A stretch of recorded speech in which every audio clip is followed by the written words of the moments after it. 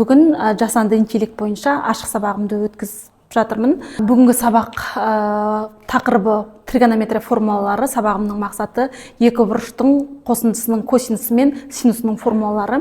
Және де жасанды интеллект бойынша менің мақсатым жасанды интеллектті қолданып көрсету ғой. Сол бойынша курипод жасанды интеллектісін қолдандым бүгін сабақта.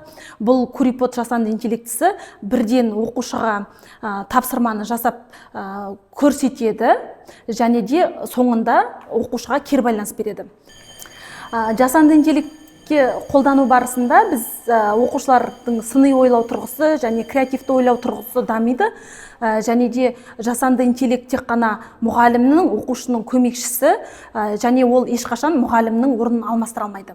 Бүгінгі ашық сабақта алгебра пәнінен біз жасанды интеллект туралы айтамыз. Жасанды интеллект ол жалпы бізде жасанды интеллект арқасында біз практикалық және де жобалық жұмыстармен айналысамыз. Соның арқасында біз көптеген қиын және де адамның қолынан келмейтін нәрселерді үйренеміз. Ол бізде тек қана алгебра және геометрия пәнінен ғана қолданылмайды, ол бізде физика және де химия пәндеріне қолданылады. Мысалы, қиын теорема немесе формулаларды біз үйренеміз.